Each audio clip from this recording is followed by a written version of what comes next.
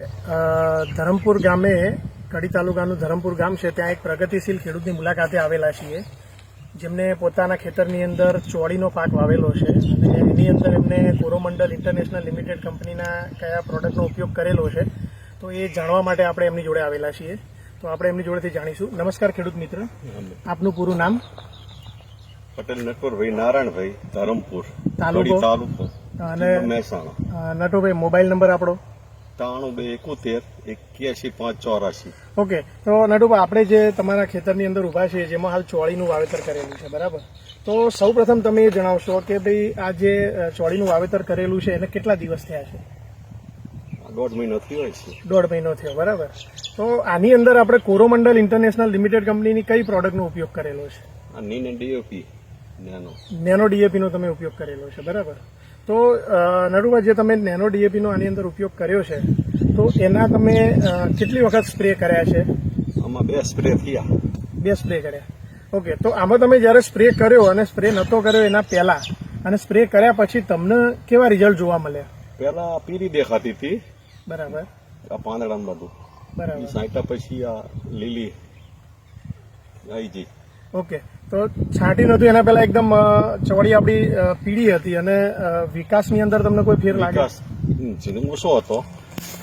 અત્યારે આમ વિકાસ, પાંદડા, નવી ફૂટ બધું ચાલુ થઈ ગયું. બરાબર. તો નેનો ડીએપીનો સ્પ્રે કર્યા પછી તમને તમારા ખેતરની અંદર ચોળીમાં એક તો જે પીળાશ હતી એ એકદમ ગ્રીનરીમાં કન્વર્ટ થઈ ગઈ અને નવી ફૂટ અને સારો વિકાસ થયો છે.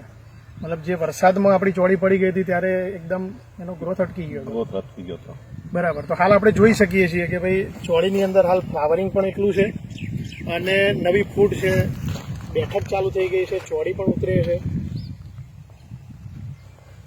તો નટુભાઈ, આપણે જે ગ્રોમર નેનો ડીએપીનો આપણે જે ઉપયોગ કર્યો છે, બરાબર, તો એનાથી તમને સંતોષ છે?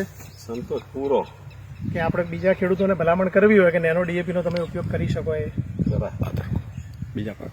અને તમે ગ્રોમર નેનો ડીએપીનો ચોળી સિવાય બીજા કયા કયા પાકની અંદર ઉપયોગ કરેલો છે? એરંડામાં ટમેટી, એરંડા અને ટામેટી અને અડદમાં. અડદમાં પણ તમે ગ્રોમર નેનો ડીએપીનો ઉપયોગ કરેલો છે, તો એની અંદર તમને રિઝલ્ટ કેવા મળ્યા? એમાં સારું છે રિઝલ્ટ.